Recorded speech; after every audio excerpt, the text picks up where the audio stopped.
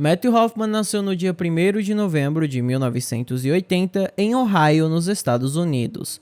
Pouco se sabe sobre sua infância e muito provavelmente ele era uma criança quieta e um tanto retraída, mas amada pelos pais.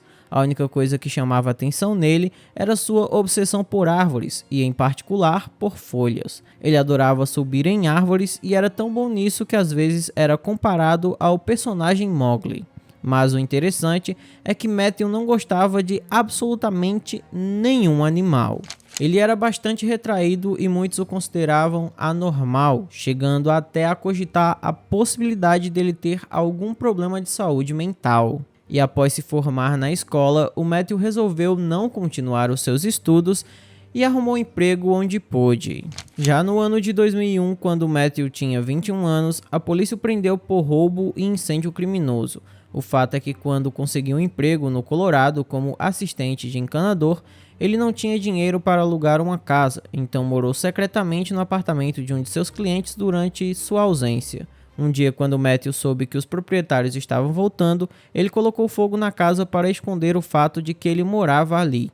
O homem, então, foi capturado e condenado a 8 anos de prisão, mas cumpriu apenas 6 deles e foi solto em liberdade condicional por bom comportamento. Já no ano de 2009, o Matthew foi liberado da prisão em liberdade condicional e voltou para Ohio, onde comprou uma casa e iniciou um namoro com uma mulher que já tinha um filho de um relacionamento anterior. E depois de um tempo, o Matthew, a namorada dele e o filho dela começaram todos a morar na mesma casa. E tudo parecia normal até o final do ano de 2010. Os vizinhos de Matthew disseram que de repente ele ficou muito estranho. Se antes brincava com os filhos do vizinho e divertia o filho da namorada, agora o homem vivia irritado e zangado. Sua namorada estava cansada disso, então arrumou suas coisas e saiu da casa de Matthew com o filho dela. Depois disso, as coisas só pioraram e ele perdeu o emprego onde trabalhava podando árvores. O motivo de sua demissão foi que ele era péssimo no trabalho, pois preferia ficar sentado nas árvores ao invés de podá-las. Além disso, ele havia escondido de seu empregador o fato de estar em liberdade condicional. Depois de perder o emprego, o Matthew passou a viver de uma forma mais reclusa e, segundo o vizinho, ele cortou a eletricidade de toda a sua casa, aparentemente para ter uma conta a menos. O Matthew também construiu um poleiro em uma árvore na frente de sua propriedade, onde ficava sentado por horas observando tudo o que estava ao seu redor. Por causa disso, os vizinhos começaram a ficar muito incomodados e disseram para que seus filhos não ficassem brincando quando o Matthew estivesse sentado na árvore, porque eles não sabiam o que aquele homem era capaz de fazer. E para completar a lista de comportamentos estranhos do Matthew, ele começou a ceifar a vida de esquilos e comê-los. Segundo o vizinho, ele estava fazendo aquilo apenas porque não tinha comida o suficiente em casa. Algumas semanas depois de terminar sua relação, a ex-namorada dele voltou até a residência para pegar seus últimos pertences. Eles tiveram uma discussão que terminou com o homem tentando sufocá-la. Ela apresentou queixa contra ele, mas depois de algum tempo resolveu mudar de ideia e desistiu da acusação. E eu posso dizer com toda certeza que seria muito melhor se ela não tivesse feito isso. E assim chegamos até novembro de 2010, quando o Matthew já estava ficando cada vez mais estranho e ele também roubava tudo o que podia, desde um lápis até placas de trânsito. E nesse momento ele acabou desenvolvendo outro hábito, que era invadir as casas das pessoas. E ali mesmo na sua cidade ele acabou encontrando uma casa que considerou a perfeita para invadir, porque ela ficava um pouco mais afastada e próxima a uma floresta. Ele passou muito tempo observando a casa e seus habitantes. Tina Herman, de 32 anos, morava na residência com seus 2 filhos, Sarah, de 13 anos, e Cody, de 11, além de seu namorado, Greg. A porta de sua garagem não fechava corretamente, facilitando a entrada de alguém indesejado. Claro que haviam casas de vizinhos por perto, mas não eram tão perto que pudessem ver algo que estivesse acontecendo ali. Então, na noite de 9 de novembro de 2010, Matthew estava em uma árvore e viu o namorado de Tina, Greg, que trabalhava no centro de distribuição, sair para trabalhar às 3 horas da manhã. Em seguida, ele viu duas crianças indo para a escola e, finalmente, às 9 horas da manhã, Tina saiu. Matthew presumiu que ela iria trabalhar, então o homem juntou seus pertences e invadiu a casa pela garagem. Ele passou algumas horas na casa, vagando pelos cômodos, examinando e guardando as coisas em uma sacola. Então, Matthew ouviu um carro chegando em casa. Percebendo que poderia ser descoberto, ele foi até o cômodo mais distante da residência, que era justamente o quarto da Tina. A mulher havia voltado para casa depois de sair para um passeio com uma amiga chamada Stephanie. Diferente do que o Matthew pensou, naquele dia as duas tiveram folga, então elas saíram para passear e fazer compras. E ao retornar para casa, a primeira coisa que a Tina fez foi ir em direção ao seu quarto para guardar as coisas que havia comprado. Mais tarde, Matthew afirmou que seu plano era simplesmente nocautear a mulher por tempo suficiente para que ele deixasse o local. E para fazer isso, ele bateu em Tina com o cabo de uma faca. A mulher imediatamente gritou de surpresa e dor, e Matthew então a esfaqueou. Porém, como eu disse anteriormente, a Tina não estava sozinha. Sua amiga Stephanie estava tirando o resto das compras do carro para levar para casa, e quando ela entrou na sala, ela não tinha ideia de que algo havia acontecido com a amiga. Então Matthew pulou em cima da mulher. Ela cambaleou e tentou correr, mas o homem foi muito mais rápido, a alcançando e a perfurando várias vezes com um objeto pontiagudo. Sabe-se também que um cachorro morava na casa e quando toda essa confusão começou, o animal começou a latir alto e Matthew também ceifou sua vida.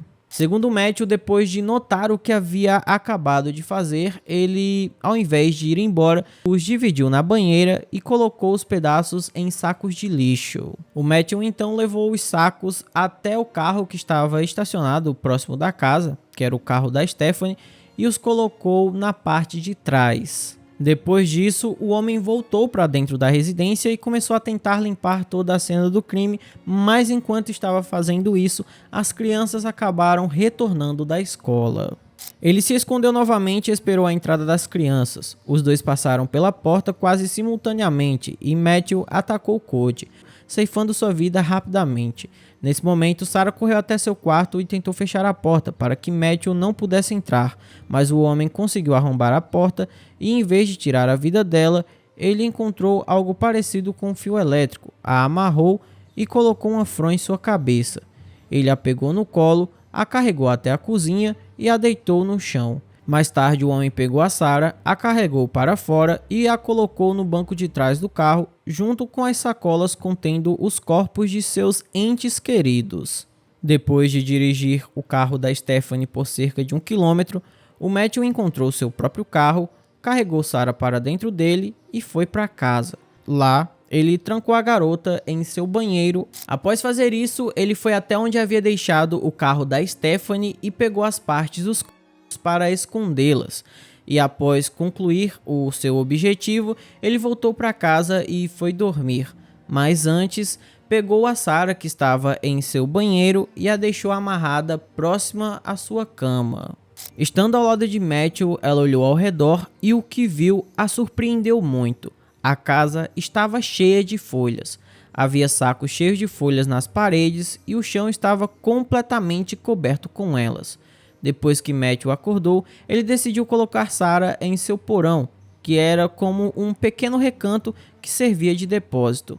Ele colocou um cobertor ali, despejou um monte de folhas, acorrentou a menina e amordaçou sua boca. O porão onde a garota ficou era frio, escuro e úmido. Ela estava constantemente com frio e só conseguia ficar de pé ou sentada, além do Matthew só alimentá-la com comida estragada. E como a garota não tinha permissão para usar o banheiro, ele prendeu um saco de lixo nela como uma espécie de fralda improvisada e não permitiu que ela tomasse banho.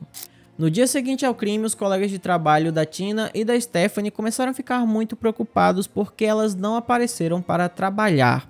E nesse momento eu acho que é importante eu dizer que a Tina tinha um namorado, como eu falei anteriormente, e ele não deu falta dela porque quando ele saiu e o Matthew o viu sair, ele estava indo viajar, fazer uma viagem de 3 dias. Então por isso ele não sentiu falta da namorada no dia seguinte. Então foi por isso que os colegas do trabalho dela notaram a sua falta antes de seu namorado, porque o namorado dela estava viajando. E continuando aqui com a nossa história, quando um colega de trabalho da Tina foi até a residência dela, ele não conseguiu notar a sua presença observando a residência. E quando olhou pelas janelas, notou que havia uma grande desordem ali no interior. E aí ele chamou a polícia. Quando a polícia chegou, começou a inspecionar a casa, mas não encontrou ninguém. E depois de ligar para a escola, descobriram que as crianças não compareceram à aula. Não haviam corpos na casa, mas havia muito sangue em quase todos os cômodos. Os policiais também notaram pegadas vermelhas que levavam ao banheiro. Eles ficaram horrorizados com o que viram, pois a sala estava quase toda vermelha. Ao inspecionar o carro da garagem, que era o carro da Stephanie, os policiais notaram que não haviam apenas manchas de sangue no banco traseiro, mas também vários detritos em forma de grama e folhas. Então eles decidiram que o criminoso havia usado o carro e por algum motivo o devolveu para casa. Nesse ponto vocês podem ter ficado um pouco confusos porque eu falei que o Matthew pegou o carro da Stephanie e saiu com ele, mas agora a polícia o encontrou na garagem da Tina. Então o que aconteceu foi o seguinte: o Matthew ele saiu com o carro da Stephanie após ter cometido o crime, foi até uma localidade onde ele havia deixado o próprio carro, colocou a Sarah dentro do carro dele e foi para casa. Depois ele voltou com o carro dele até onde havia deixado o carro da Stephanie, pegou o carro da Stephanie, escondeu as partes dos corpos e levou o carro da Stephanie até a casa da Tina. Chegando na casa da Tina, ele pegou o carro dela que estava na garagem, guardou o carro da Stephanie no lugar e foi comprar gasolina com o carro da Tina, provavelmente para tentar despistar a polícia, até porque tudo isso é muito confuso, mas ele foi tentar comprar gasolina com o carro da Tina, porém no meio do caminho o carro dela deu defeito, pois o objetivo dele era comprar gasolina com o carro dela, voltar para casa e atear fogo em tudo, para que não deixasse rastros. E aí, como o carro da Tina deu defeito, ele não conseguiu comprar gasolina e acabou escondendo o carro dela em um estacionamento que aparentemente era de uma universidade. Pegadas menores de sapatos foram encontrados entre as poças vermelhas. Aparentemente, quando Matthew saiu com Sarah, ela sujou os sapatos e deixou marcas propositais, e a polícia tinha esperança de conseguir encontrá-la com vida. A investigação teria sido auxiliada também por sacos de lixo vazios que estavam na casa e tinham o recibo de uma loja de ferragens. Os investigadores foram até essa loja com o recibo e solicitaram as imagens de vídeo para uma determinada data. Quando assistiram às gravações, não foi possível ver o rosto do homem que fazia compras, mas depois de rastrear seu caminho até o carro, determinaram que ele chegou lá em um Toyota. Ao mesmo tempo, estava em andamento uma busca pela caminhonete da Tina, que acabou sendo encontrada em um estacionamento, e haviam várias latas de gasolina vazias dentro do veículo. Ao mesmo tempo, um Toyota com um homem ao volante chamou muita atenção dos policiais, pois o carro estava estacionado próximo de onde eles encontraram a caminhonete da Tina, e quando se aproximaram, o homem explicou que ele estava esperando a namorada sair do trabalho. Com aquela desculpa, os policiais apenas se despediram do homem, mas na verdade, aquele era o próprio Matthew, que havia ido até lá para pegar as latas de gasolina que deixou no carro da Tina. Acontece que naquele momento os policiais não prestaram muita atenção e o homem acabou indo embora sem eles notarem. Ironicamente, a carteira de motorista de Matthew mostrava uma foto dele vestindo a mesma camisa que usou na loja onde comprou os sacos de lixo, e ele foi rapidamente identificado. Sem saber o quão perigoso Matthew era ou que armas ele tinha, a polícia chamou a equipe da SWAT e fez uma visita surpresa. Quando invadiram sua casa, Matthew não ofereceu resistência enquanto dormia em seu sofá. A SWAT o levou sob custódia sem nenhum esforço. Isso foi seguido por uma busca no local onde o homem morava, e foi aí que Sarah foi encontrada no porão. A menina estava deitada sobre um monte de folhas, amarrada, mas ainda viva. Durante a busca, a polícia ficou espantada com a aparência da casa de Matthew. Haviam folhas por toda parte, e na sala eles encontraram uma montanha delas que você pensaria claramente que havia algo escondido debaixo. Desenhos estranhos e aparentemente sem significado foram encontrados em todas as portas e nas paredes da cozinha, além de carcaças de castores e esquilos na geladeira. Quando o Matthew foi levado para interrogatório, o homem simplesmente resolveu ficar calado e seu advogado disse apenas que os crimes foram o resultado de um roubo que deu errado, pois quando Tina e Stephanie o surpreenderam, seu cliente acabou se assustando e ceifou suas vidas. Mas o investigador do caso negou essa hipótese, dizendo que o crime obviamente foi planejado com muita antecedência. Segundo o investigador, o Matthew notou que a porta da garagem não abria, e assim ele entrou por lá, e não muito distante da casa da Tina, eles encontraram um local todo pisoteado, com sacos de dormir e uma vista para a residência. Então o homem já estava observando antes de atacar. E os promotores também destacaram o fato de que ladrões não ficam várias horas no mesmo local. Eles não entram na casa de alguém e passam o dia inteiro lá. Eles vêm e vão, roubam uma coisa, leva e vai fazendo isso até onde dá. Então o Matthew ter passado muito tempo na casa não fazia nenhum sentido. Mas naquele momento a coisa mais importante para as autoridades era descobrir onde o Matthew escondeu os corpos de suas vítimas.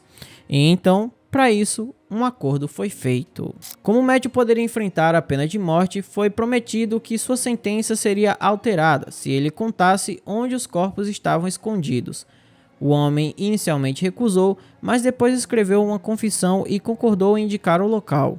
Ele conduziu a polícia até uma enorme árvore, e bem no topo havia um buraco improvisado que poderia ser acessado com equipamento de escalada. Matthew também apelou às autoridades para não danificarem a árvore porque a considerava sagrada, porém a árvore foi cortada para evitar que se tornasse um marco público ou local de culto. Então, em 6 de janeiro de 2011, Matthew se declarou culpado dos assassinatos de Tina, Cody e Stephanie. Ele também admitiu o manuseio brusco dos corpos e admitiu ter sequestrado e abusado de Sarah. Por isso, Matthew foi condenado à prisão perpétua sem possibilidade de solicitar a liberdade condicional. Quanto a Sarah, ela teve que passar por muita coisa, mas é uma garota forte. Ela foi de grande ajuda na investigação e pediu permissão para falar na sentença. Ela queria olhar Matthew nos olhos e dizer que não tinha medo dele e que ele não a quebrou. Mas ela foi dissuadida a não fazer isso. Depois de perder a mãe e o irmão, Sarah teve que ir morar com o pai e a madrasta, e ela escreveu o livro A Garota nas Folhas, e também decidiu contar sua história em um programa de TV, mas em 2013, quando Sarah tinha 16 anos, seu pai e sua madrasta foram acusados de agressão doméstica. Sarah foi atingida nas costas pelo pai e chutada escada abaixo pela madrasta, então foi criada uma medida protetiva e a menina foi morar com outro parente. E pouco se ouviu falar dela desde então, mas ela está viva e bem. Então esse foi o vídeo de hoje, espero imensamente que vocês tenham gostado da forma como eu narro os casos e jamais do que acontece. Se você gostou, eu peço que deixe um like, se inscreva no canal, mande para todos os seus amigos, me siga nas minhas redes sociais. Se quiser apoiar o canal, temos várias opções, como Pix, seja membro, valeu demais, e apoia-se. Vai de você escolher qual delas é a melhor. Por hoje é só, até a próxima e tchau!